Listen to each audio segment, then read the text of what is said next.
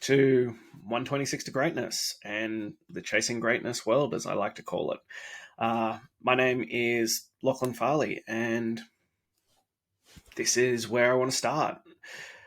And for those who don't know me, which was probably everyone at this point, I'm here basically because I want to document my journey. 126 to Greatness is a program that I created, and it's something I created on the back end of honestly one of the lowest points in my life, and that was during COVID. And I will give the full rundown of that story, but it's one of those things of that I created this out of necessity of something I needed. And it worked fucking phenomenally well. Like, it was crazy how well that worked. But on the flip side of that, then, life happened, and I'm back here again, and I'm now needing to use this program again on myself. I need to get myself back into a place where I'm proud of who I am, where I can talk with authority, where I can do these things and feel confident and not feel like I'm an imposter while I do this stuff. And that's where I'm at, basically. And I want to share and document this journey as I go through it, because one, I think there's a lot of value in what this type of program brings. Two, to just see the changes, because it's very easy to get lost in the minutia of the day and what you're doing and all that kind of stuff. And three, because I'm still kind of figuring out, honestly, what this truly is and what I want to share with the world from this program. Because yes, it is about a physical component, and currently I feel I'm out of shape. I'm not happy where I am at physically. But on the flip side, I think this is more than that. It's a, mental toughness, it's mental fortitude, it's character building, it's building you as a man, it's building who you are as a provider, and all that kind of stuff. So, hopefully you're still with me at this point, because there's a lot there. But there's those things of, I want to document and share this journey as I figure it out. And part of figuring this all out is I want to share this, and I'm just going to share my thoughts. I'm going to get on here in different formats and talk to you through it. I'm currently 24 days into this program that I call 126 to Greatness, which is 126 days of perfection of this program. That includes workouts, it includes, things like, to for lack of a better term, to-do lists, a power list that I picked up from Andy Frisella. It's similar to 75 Hard, but it's not that. It has deeper impacts in it, in my opinion. And yeah, this is part of the journey of trying to figure out what this is, because, for me, I've been in health and fitness for, well, legally, like, as a true, like, licensed person to practice fitness, 17 years. That'd be about right. 2009. Yeah, something like that. 15 years, 16 years. But I've been lifting weights since I was 14, and there's a whole journey of that. But I also think I come from it of a different perspective, because, as I was talking to someone today about it, this doesn't come easy to me, though I love fitness. I love that. This is my world, and it makes sense to me, and it excites me, and I want to learn all about it, and I want to do all that kind of stuff. But I am not someone who is naturally gifted. I do not have those genetics of naturally building muscle, naturally burning fat. I was not a naturally gifted athlete. I had to work for it. And I think that changes a perspective. And then, even within that, things were easier. Like, I'm now in my 30s.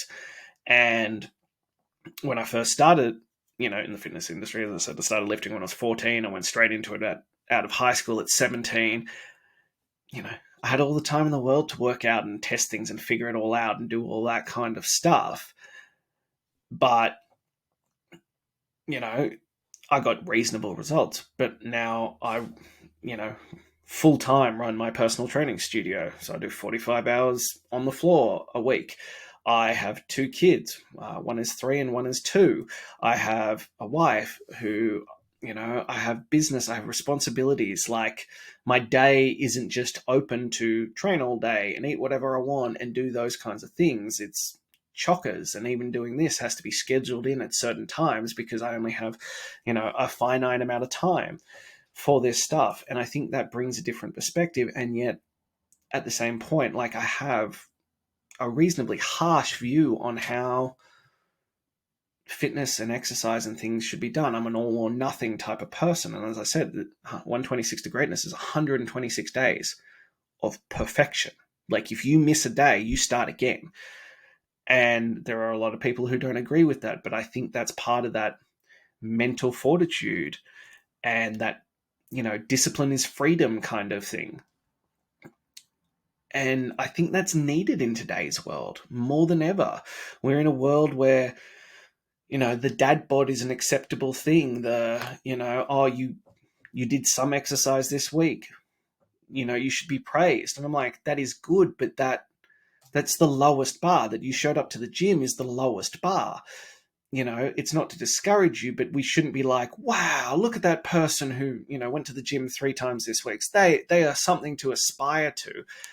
That is something that is a positive thing, but it shouldn't be one of the highest standards. And yet on the flip side, people who do exercise every day, who don't drink, who don't do drugs, who don't consume junk food, all those kinds of things are considered freaks. They're weirdos. They're shunned. Like, why won't you do this? Why won't you drink? Why won't you eat? Like, out with us, like those kinds of things. And I think there needs to be a shift on what actually matters. What are you trying to achieve? What are you trying to show? And that's kind of where I wanted to be with this. Like, it's what I want to share with this community, like, to get out into the world. And, I started 126.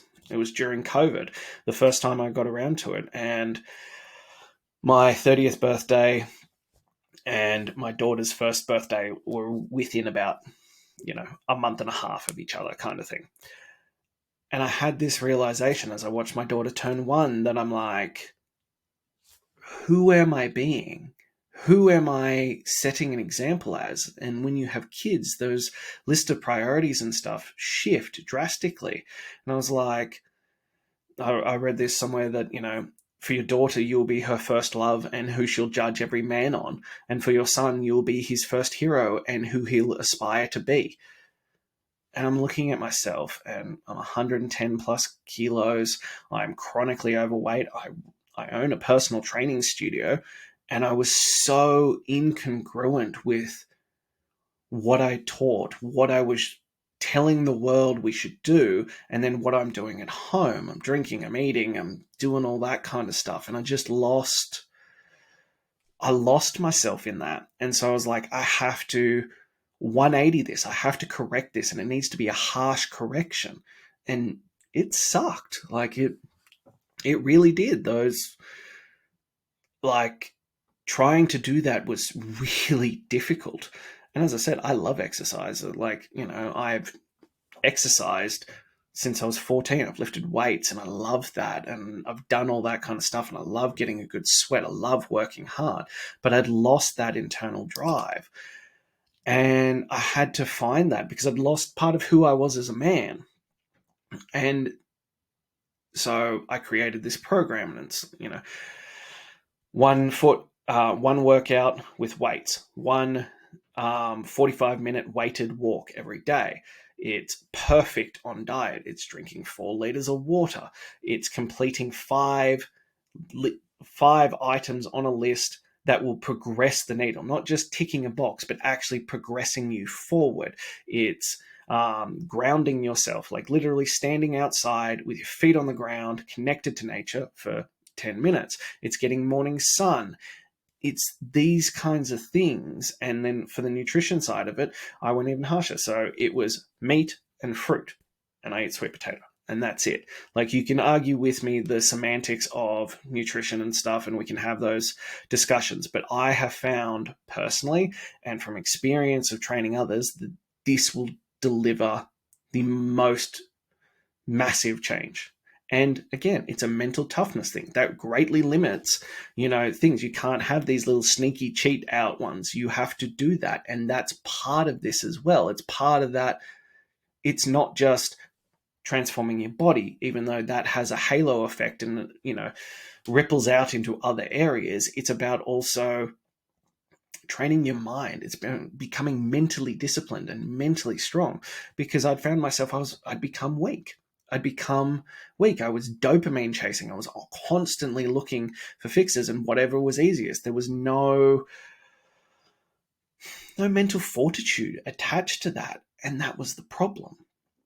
So I committed. I designed this program, and it's 126 days because, like, at the time, I can't even find the article, but I read somewhere that it takes 126 days to remove a negative habit and replace it with a positive habit. So I was like, this is what's required. 126 days of perfection. And I did it. And my God, did I feel amazing on the back end. And I lost 30 kilos in that time. I went from out of shape, disgusted with myself, to shredded, to feeling amazing, to mental fortitude that I could conquer anything. And then life happened, and this is where I ended up. We had our son, and, this beautiful little baby came 8 weeks early. And so I basically became a single parent for a little while. My wife spent 6 months in hospital with our baby, getting him healthy. And, then there were other problems, and we had all these things that we had to deal with. And thankfully now he is a perfectly healthy, beautiful baby boy.